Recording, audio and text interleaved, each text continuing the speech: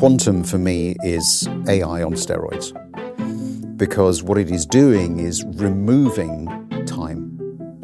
Because we're now able to, in a quantum environment, once we get there, and we're not there yet, but once we get there, we are able to process information in a fraction of the time. Now, why is that important from a security standpoint? Because always, in security, you're trying to build in time to respond.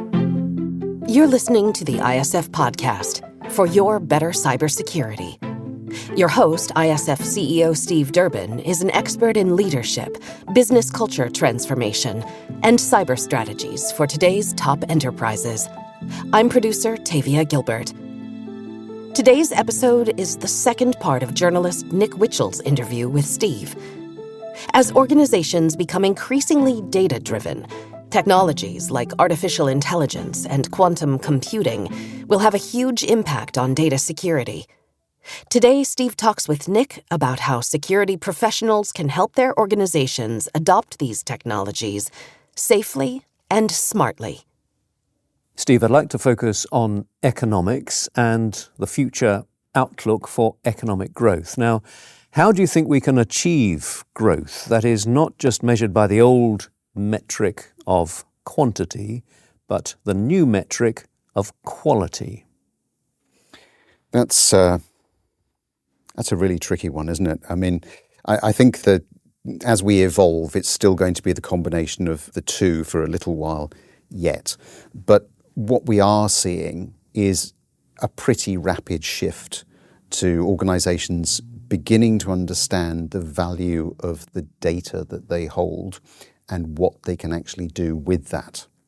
So there is a lot of talk about, data being the new oil, for instance. So an organization that is in control of a significant amount of information is able to use that in terms of the way that they then develop, in terms of the way that they drive their business growth. So I think that's one really important evolutionary change that we're seeing in the world of business. And I'm not aware, actually, of any particular organization that isn't impacted by that. I think if you're in mining or if you're in financial services, right the way across the board. So that is bringing about quite a significant shift in boardrooms and with senior leaders.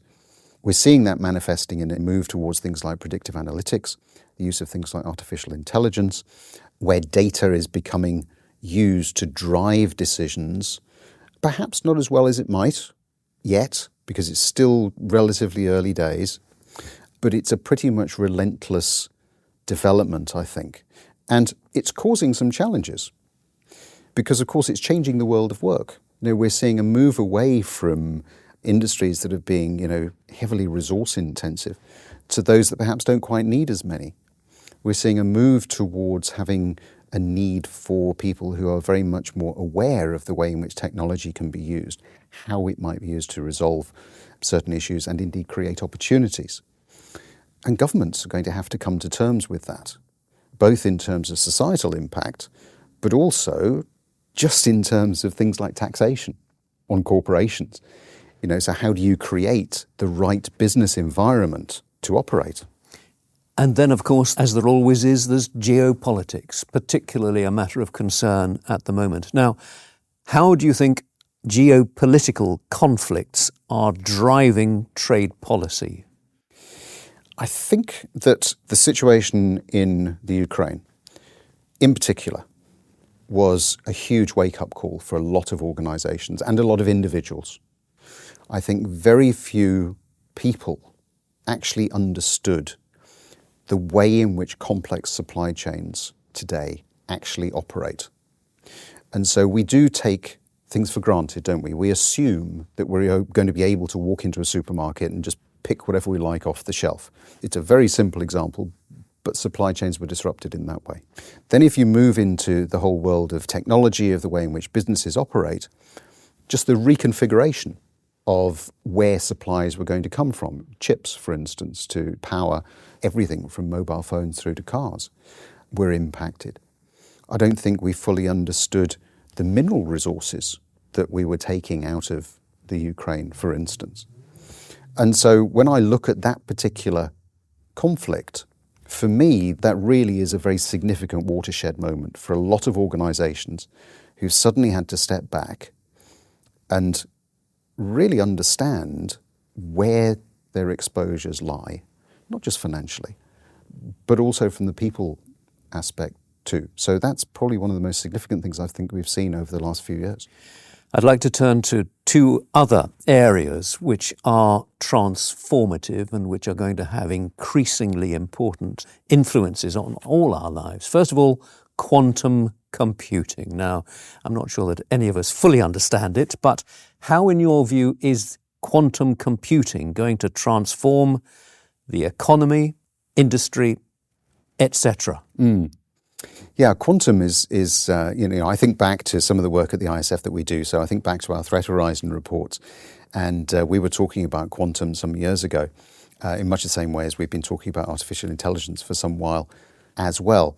And so quantum, if you look at the change that's being brought about with things like artificial intelligence, then quantum for me is AI on steroids, because what it is doing is removing time. Because we're now able to, in a quantum environment, once we get there, and we're not there yet, but once we get there, we are able to process information in a fraction of the time.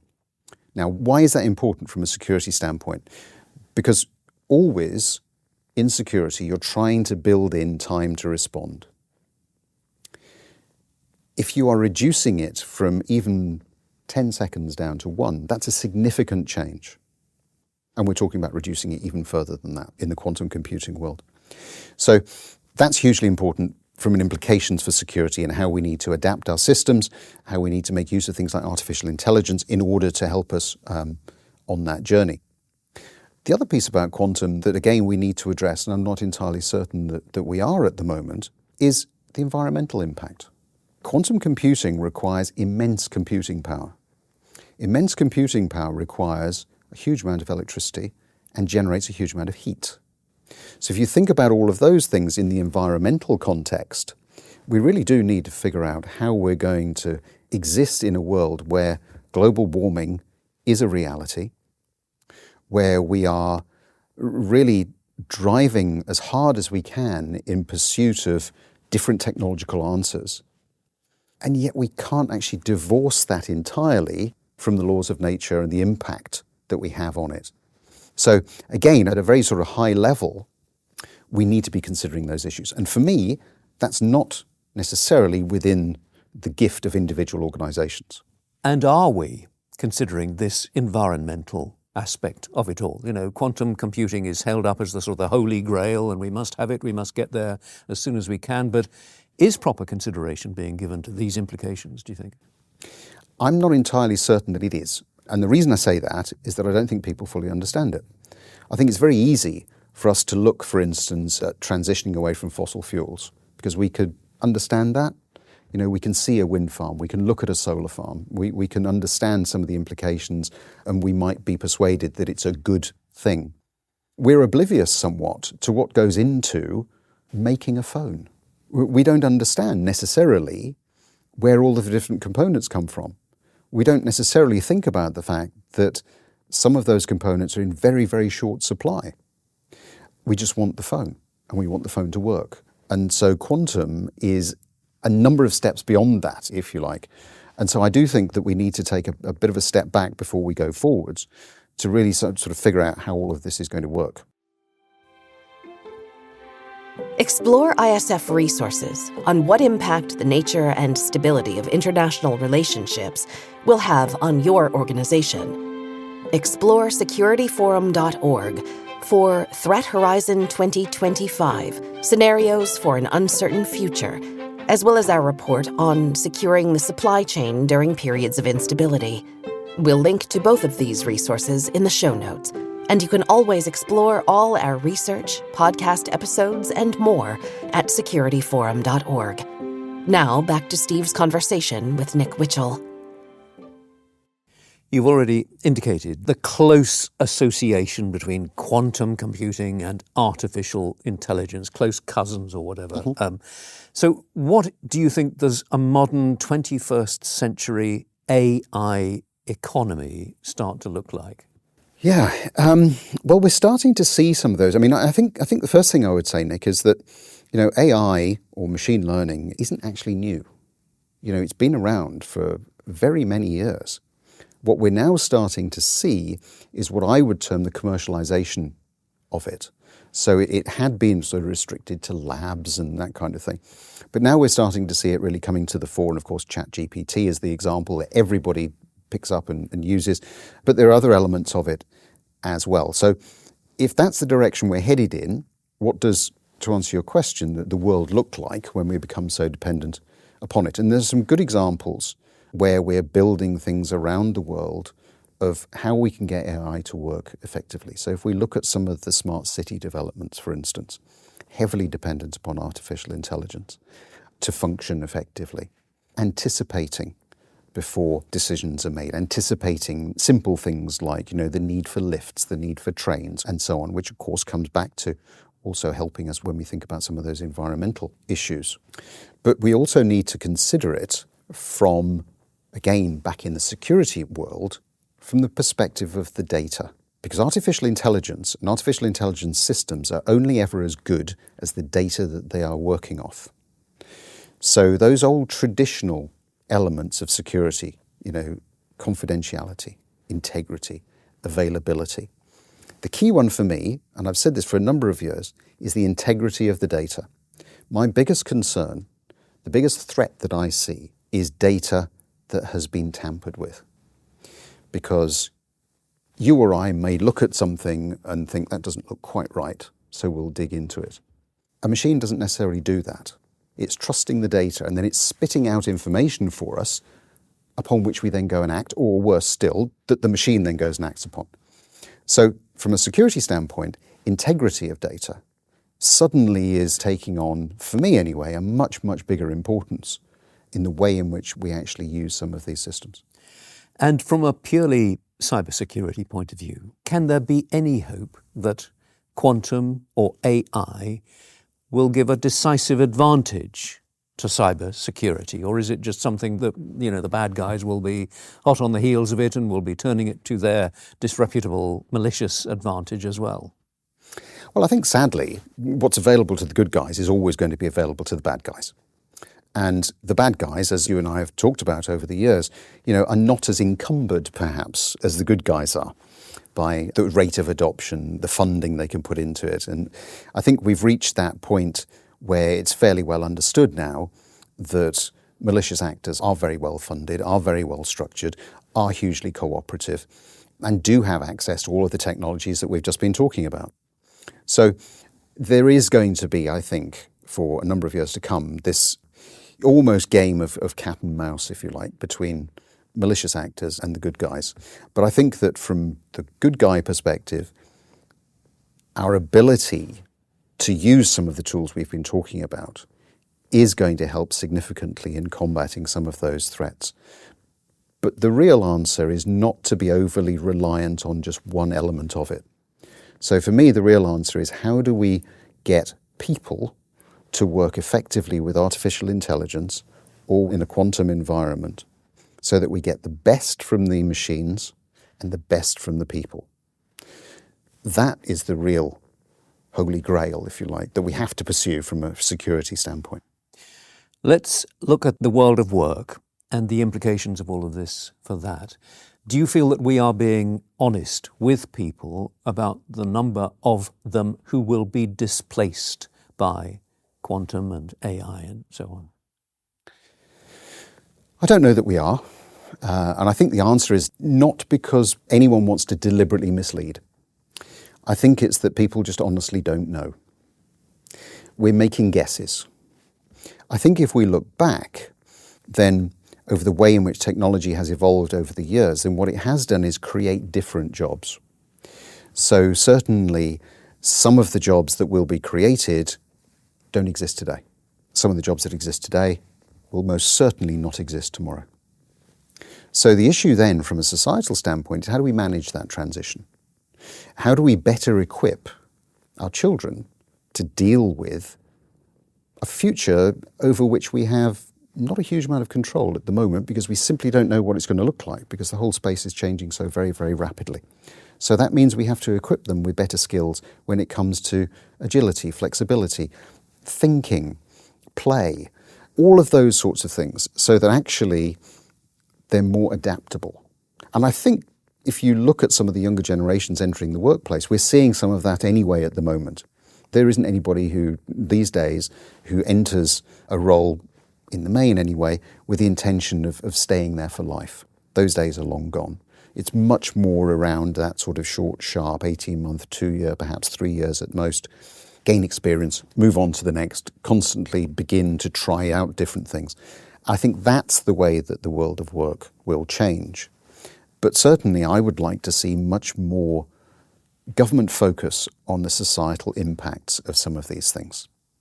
The societal impacts of technology, the ways in which we need to better equip people to respond to that. Because, if we can't do that, then we really are building some pretty big problems for ourselves to have to deal with. And that's never a good place to be. Let's look at government activity or perhaps inactivity in terms of regulation and legislation. Do you think that, broadly speaking, it is keeping pace with these changing technologies? It's a very difficult space. Governments work in a certain way. Regulators have always been, traditionally anyway, they're getting better, but traditionally have been somewhat reluctant to bring in some form of regulation, legislation, in case they get it wrong, because then they'll have to change it and go through this huge process to get that done. My concern is that we are seeing more and more regulation coming about. And that is increasing the burden on business. So some of that obviously is important to have. GDPR, we saw that coming in. We've got the EU AI Act, we've got things like NIS2, we've got DORA, and that's just across Europe. Then if we move to the UK, we have different variations on all of those. If you go to the United States, it's even worse because you've got state-based variations.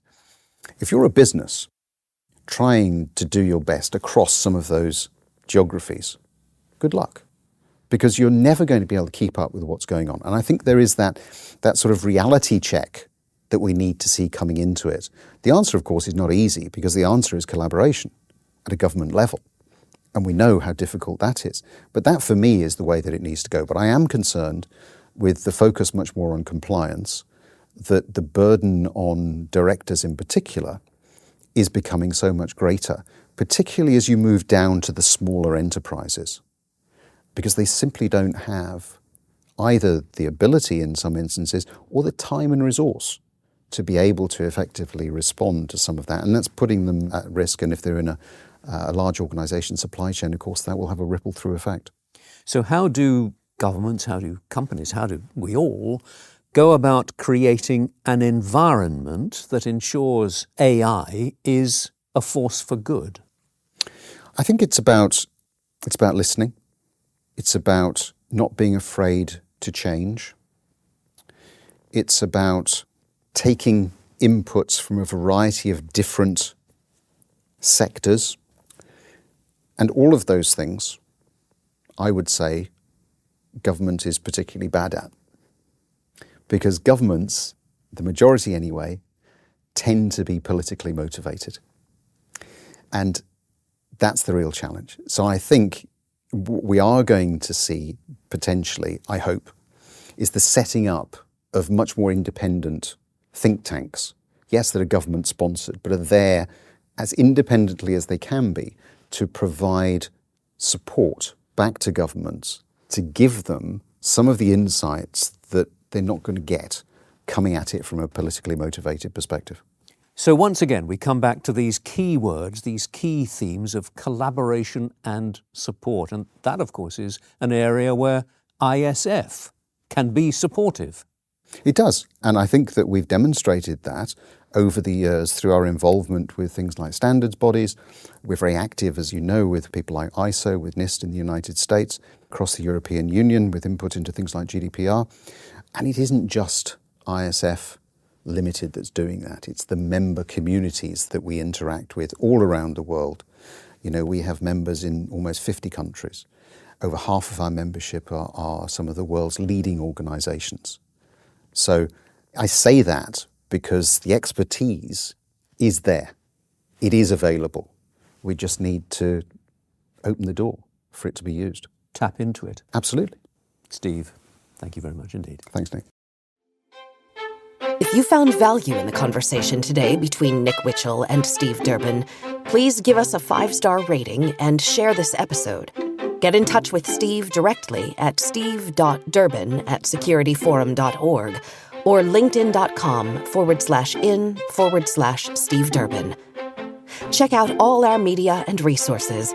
All of it is there to support you at securityforum.org. And become an ISF member today. Don't miss the ISF Insight Analyst podcast, sharing conversations with members about the real-world applications of ISF research. The ISF podcast is produced by Talkbox Productions and Tavia Gilbert, with senior producer Katie Flood. Additional support from Mandy Moorish, Oscar Falk, and Brian Wilson. Music by Alexander Filipiak. Mix and master by Kayla Elrod. Thanks for listening.